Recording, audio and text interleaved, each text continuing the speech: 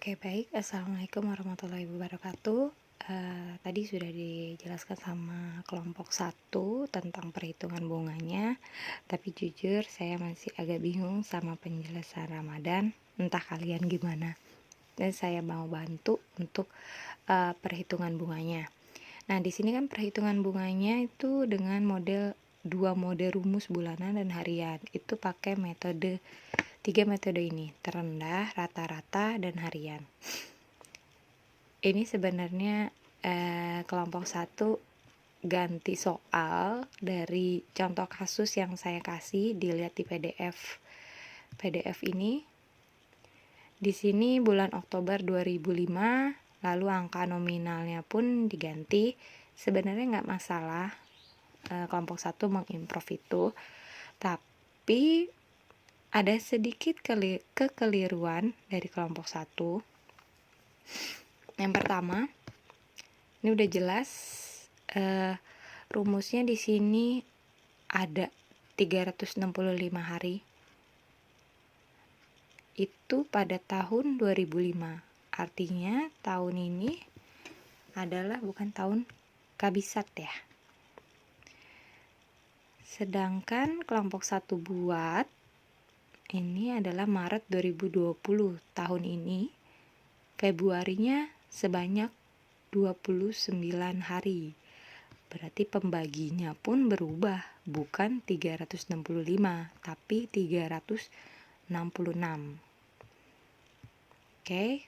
Dan di sini improvnya bagus. Ada perhitungan suku bunga dengan pajak. Tapi penjelasannya tidak dijelasin dengan pajak di akhir. Nah, tapi kita bahas karena ini sudah salah dan perhitungannya pun ke samping, jadi nggak begitu jelas. Kita coba pakai yang contoh kasus aja yang ada di PDF. Contoh kasus 1. Berikut ini transaksi rekening Tuan Andi pada bulan Oktober 2005. Seperti ini. Oke. Yang pertama yang harus kita buat adalah rincian saldonya seperti ini. Pada tanggal 5 masuk setoran awal 500.000. Berarti saldonya si Tuan Andi adalah 500.000. Kemudian ada setoran clearing masuk 2 juta. Berarti saldonya Tuan Andi bertambah jadi 2.500.000. Dan pada tanggal 17 Tuan Andi terdapat ada penarikan tunai sebesar 1 juta. Berarti 2.500.000 dikurangi 1 juta, saldonya ada 1.500.000. Pada tanggal 28 Tuan Andi juga dapat transfer masuk sebesar 1.500.000. 1.500.000 ditambah 1.500.000 berarti saldonya ada 3 juta. Berarti saldo akhir pada bulan Oktober ya. Tadi Oktober itu ada 3 juta. Nah, untuk perhitungan harinya biar lebih simpel, coba kalian langsung aja dari tanggal 5 sampai 31. Kalau 31 kurangi 5 itu adalah 26 hari. Maka kalian ngitungnya dari perhitungan dari tanggal 5 sampai ke tanggal 31. Itu sebesar 27 hari. 5 ke 10 5, 10 ke 17 7, 17 ke 28 11, 28 ke 31 4. Jadi totalnya 27 hari. Sekarang kita hitung berdasarkan saldo terendah. Saldo terendah ada harian sama bulanan. Hariannya, bunganya ini seperti yang dirumus, saldo awal dikali 12% si bunga dikali 27 hari yang tadi harian itu per 365 tahun pada saat dia melakukan tabungan. Kalau tadi kelompok 1 366 berarti harus diganti 366 karena pada bulan Maret di tahun 2020.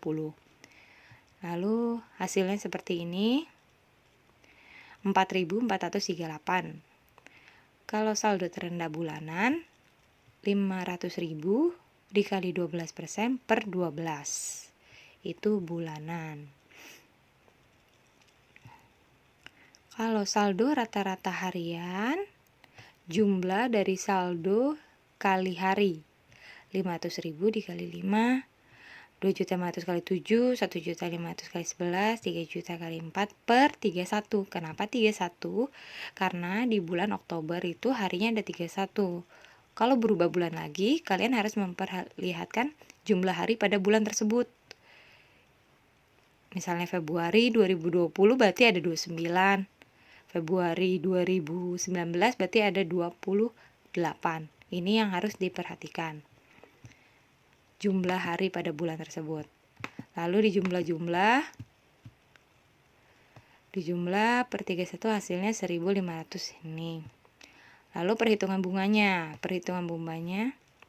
Bunganya jumlah yang tadi dikali 12% dikali 27 hari yang tadi per 365.